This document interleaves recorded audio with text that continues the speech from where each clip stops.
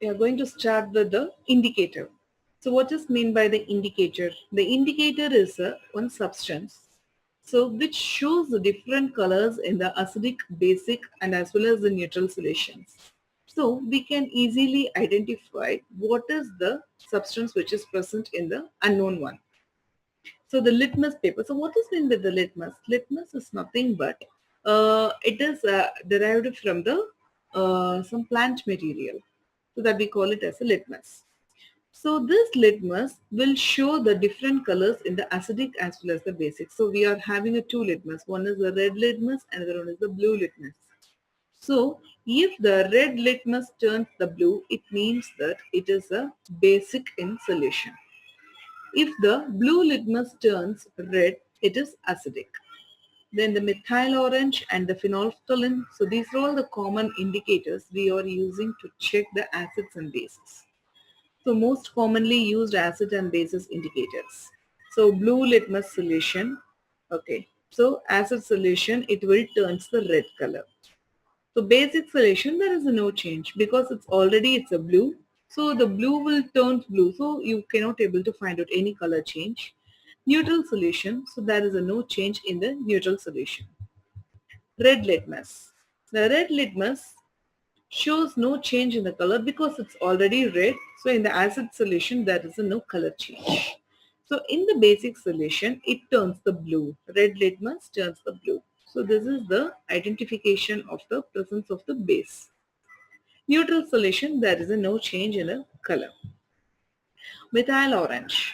The methyl orange shows the red color in the acidic solution and yellow color in the basic solution and orange color in the neutral solution.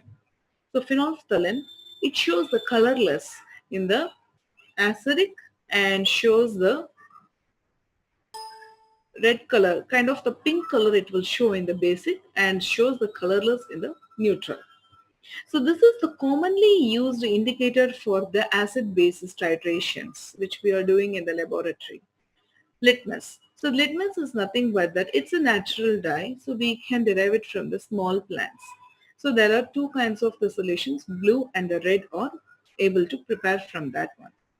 Litmus paper, blue or the red litmus paper. So we can dip in the solution. If the color change happens, then based on the color change, we can able to identify the acid or the bases. Phenolphthalein, it is a colorless compound basically. So it is an alcohol solution of the phenolphthalein is used as the indicator. So we have to add a little bit of alcohol to that phenolphthalein. Then it shows when you are adding the little bit drops of the phenolphthalein to the acidic one, so it shows the colorless, so you'll not get any color. At the same time, if you are adding the few drops to the phenolphthalein, it shows the pink color. Methyl orange is nothing but it's a solid one, so we have to dissolve in the hot water and we have to filter. So this filtrate, we have to use it as the indicator and it turns red in the acidic solutions and yellow in the basic solutions. Household indicators. Okay, the turmeric juice. So the turmeric, which is nothing but we are commonly used in our house. So it is actually yellow in color. It remains yellow in the acidic or the neutral solution, but it will turn the deep brown color when you are added the basic solution. So red cabbage juice, itself purple in color, but it turns red in the acid solution and green in the basic solution. So some of the common household indicators: vitamin C tablets, ascorbic acid, lemon juice, orange juice, tomato juice, vinegar, antacids, toothpaste, soap solution, washing soda solutions. Okay. Next one is that olfactory indicators. So the substances such as the onion juice, vanilla essence and the clove oil, so which will change of their smell, indicate that the sample solution is either it is acidic or the basic. Okay. So the next example is the neutralization reaction. So the neutralization reaction is nothing but the reaction between the acid and the base which produces the salt and the water. So NaOH plus HCl gives NaCl plus water. So the NaCl, NaOH is a base, HCl is an acid. So which produces the NaCl. This is the salt plus water. So how can we define the salt? So it is defined as the formed by the reaction of an acid and with a base in which, so the hydrogen ion H plus ion comes from the acid is replaced by the metal. So the Na is the metal over here, so that is replaced with the hydrogen in the acid. So NaCl, this we call it as a salt. In the polybasic acids, more than one hydrogen atoms are present. Say for example, sulfuric acid. So it contains the two hydrogen atoms. So these hydrogen atoms can be replaced partially or completely. So that is our choice because there is a two replaceable hydrogen atoms are present in the sulfuric acid. So if you are reacting only 1 mole of the NaOH, so one of the hydrogen is replaced with the sodium metal. So it forms NaHSO4. The name of the compound is sodium hydrogen sulfate plus water. So here, the partial replacement of the hydrogen atoms from H2SO4 has resulted in the formation of the sodium hydrogen sulfate. So now we are going to use the 2 moles of the NaOH. So now there are 2 sodium ions are present. So it can able to replace the 2 protons. Protons are nothing but the H plus ions. So it will completely replace the place of the H plus ions in the sulfuric acid and it forms Na2SO4. This is sodium sulfate plus water. So this we call it as a complete replacement of the hydrogen atoms. Types of salts. There are the different types of salts are there. Normal salt, acid salt, basic salt and the double salt. The first one is the normal salt. So in the salt, it does not contain any replaceable hydrogen atoms or the hydroxyl groups. Say for example, Na2SO4. So there is a no hydrogen present in this particular Na2SO4. So how do you obtain this Na2SO4? It is by the reaction of the H2SO4 and the two molecules of the NaOH. So this is the normal salt. And another examples for the normal salt are calcium sulfate, sodium phosphate, potassium phosphate. So these all we call it as a normal salts. Next one is acid salt. So what does mean by acid salt? The polybasic acid. Say for example H2SO4. So it can able to replace the two metal atoms. It contains the two hydrogen atoms. So it is not completely neutralized by the base. So the salt produced will contain the replaceable hydrogen atoms. So the first one is the H2SO4 can be able to react with the NaOH one molecule and it will replace the one hydrogen atom with Na plus water. So still one more hydrogen is left out. So again it will undergo one more reaction with the NaOH and it will completely replaced by the sodium metal. So Na2SO4 plus H2O. So another examples are NaHSO4, NaH2PO4, NaHPO4 are the examples of the acid salts. Basic salt. The basic salt is nothing but it's a polyacidic base. So in this case, the more than one OH ion is present in the compound. Say for example, PbOH twice. So in this case, there are two OH minus are present. So here, this is a base because of the presence of the OH minus. So it reacts with the HCl. So now what will happen? One of the OH will react with the H plus and it forms the water. So this Cl will go and occupy over here. So PbOHCl, lead oxychloride.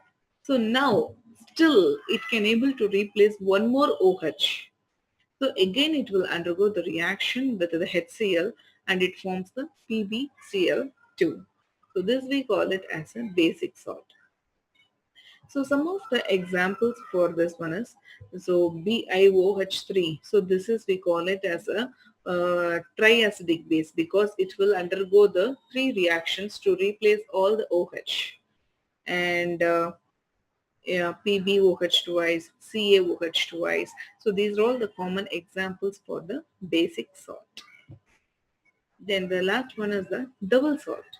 So in the double salt, so there are two different negative ions and or the positive ions are present in it. See for example, dolomite. Dolomite is nothing but the ore. So CaCO3 and the MgCO3, CaCO3 and MgCO3. So both contains, we call it as a dolomite. So which contains the Ca2 plus ions and Mg2 plus ions.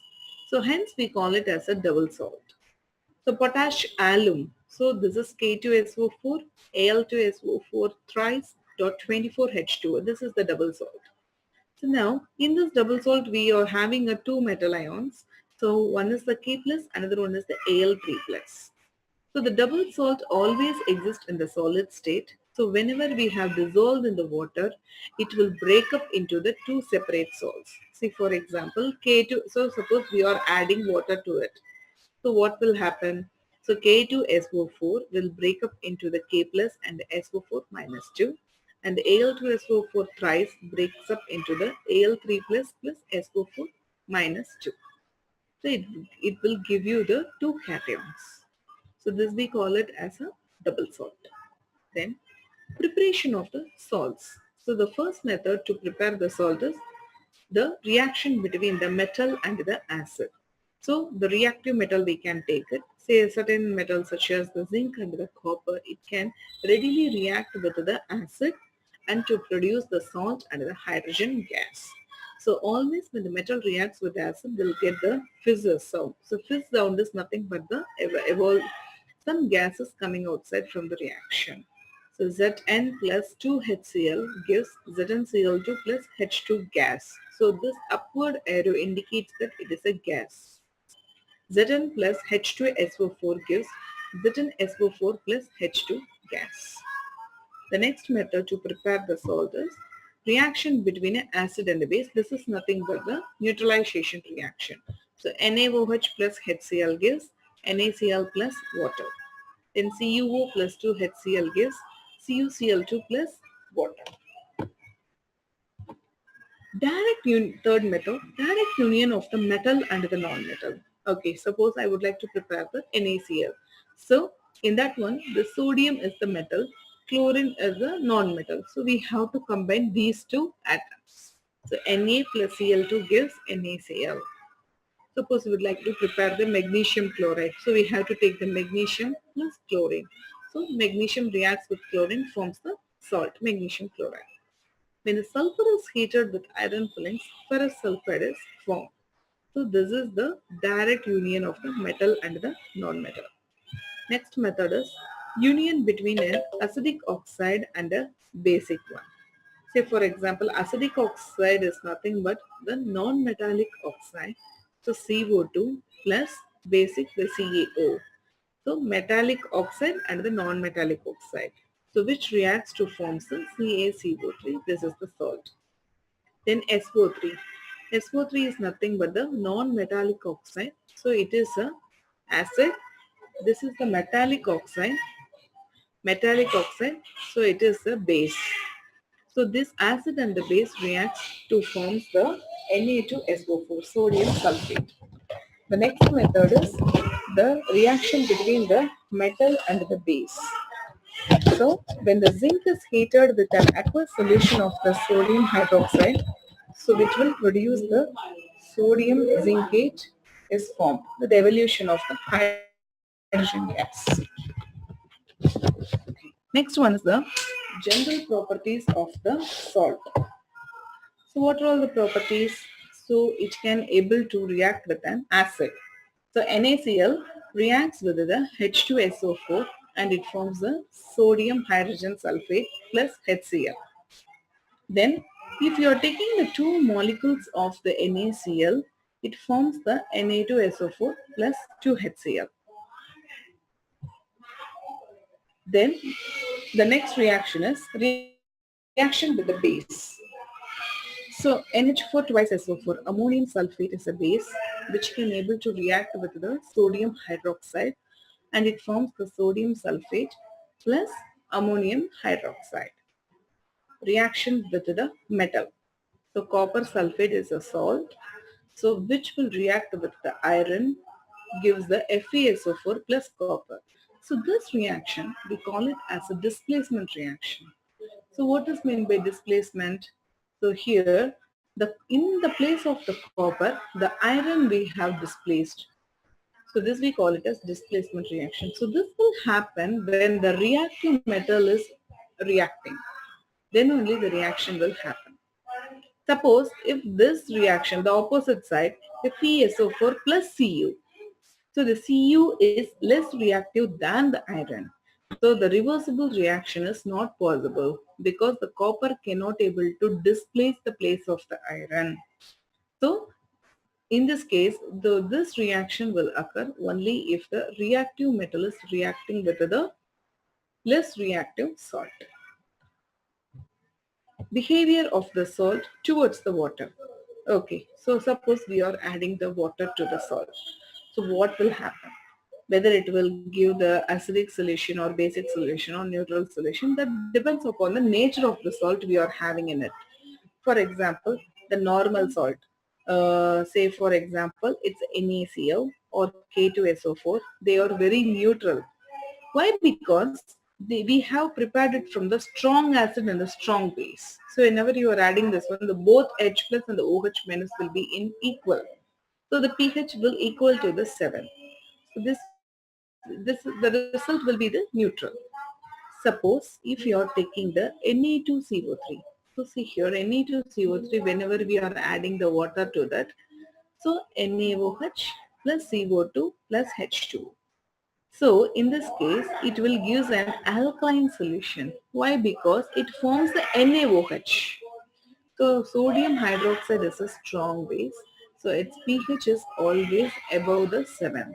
So Na2CO3 is it will give you the pH will be slightly higher than the 7.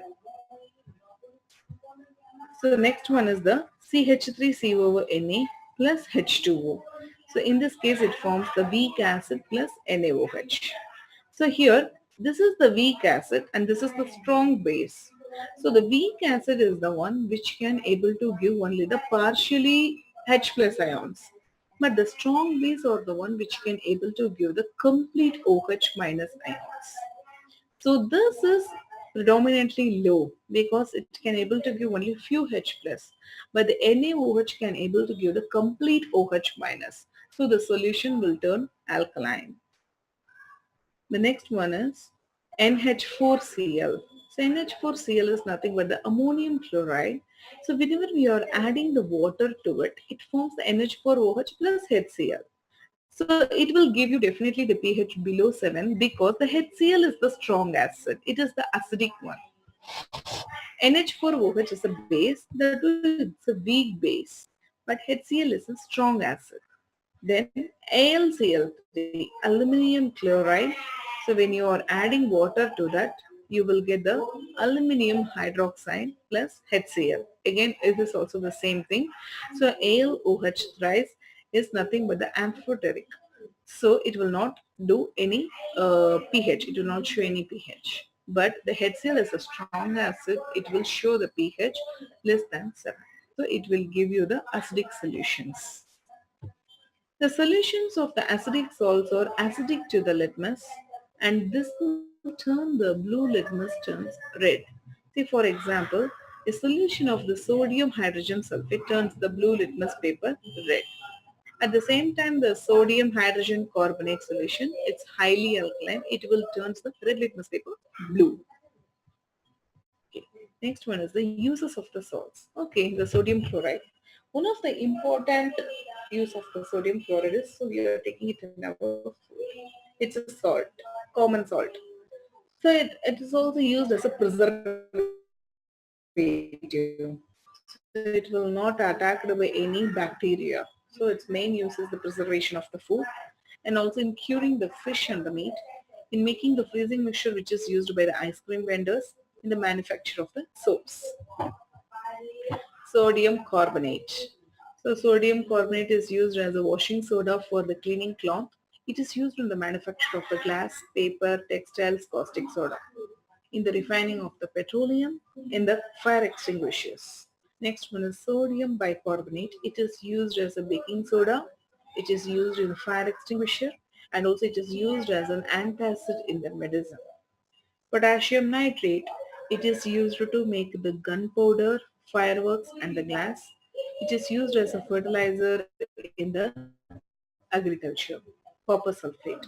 So commonly called the blue vitriol, it is used as a fungicide to kill the certain germs.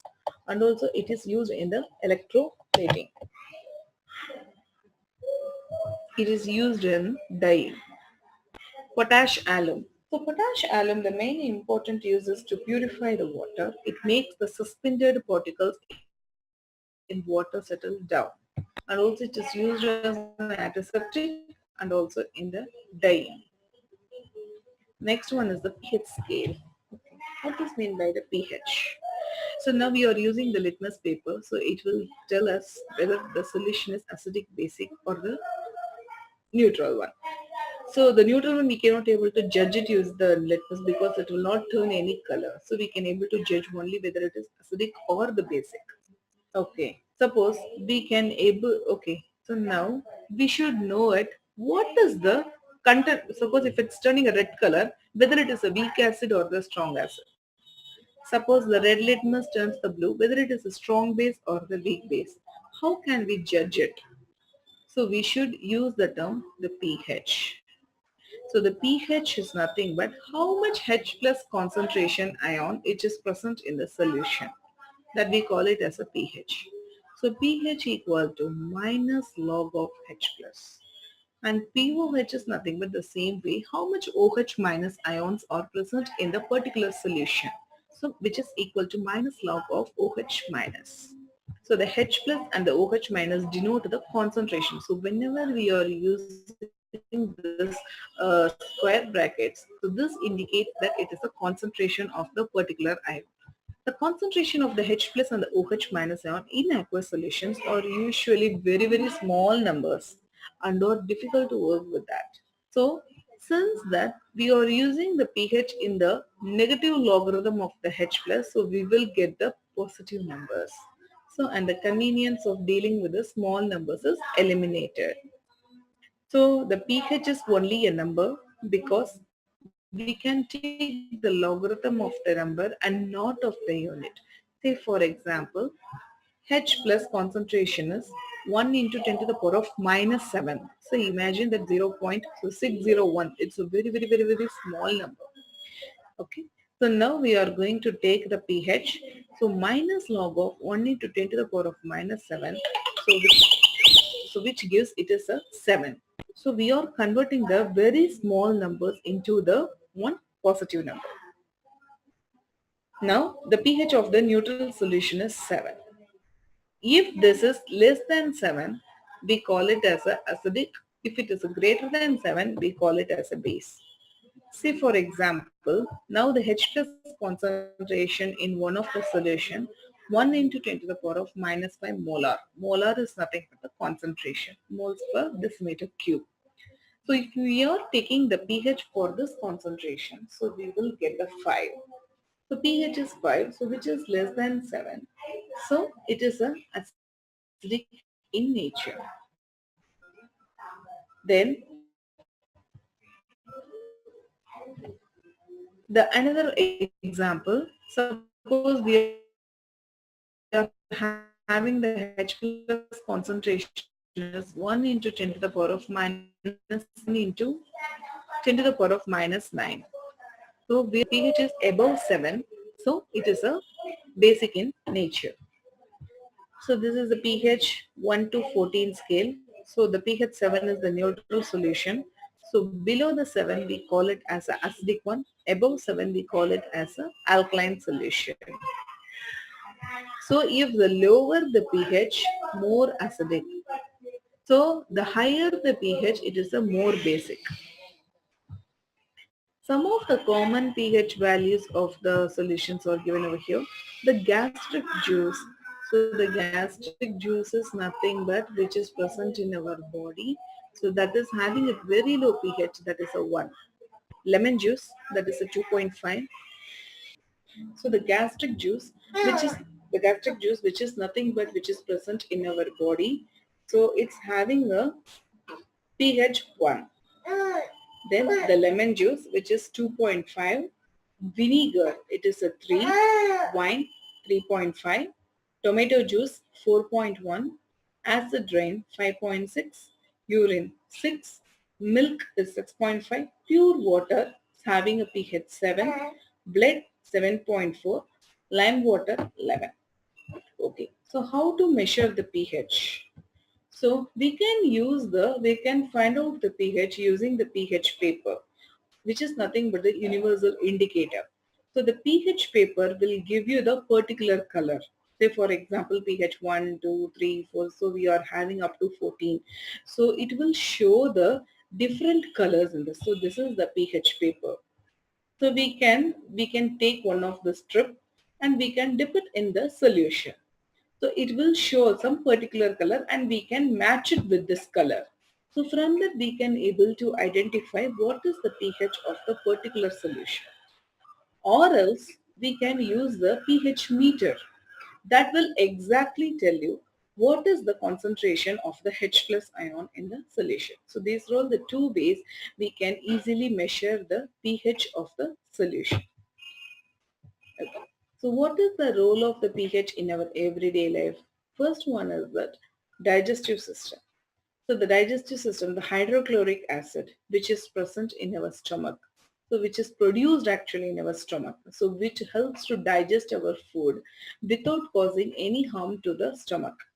So when the amount of the acid is going beyond the limit, so because due to the indigestion or pain or irritation which is created in the stomach, so we have to neutralize that excess acid. So for that we have to take the antacids, that we call it as the antacid. So which contains basically the magnesium hydroxide is a mild base that we call it as the milk of the magnesia.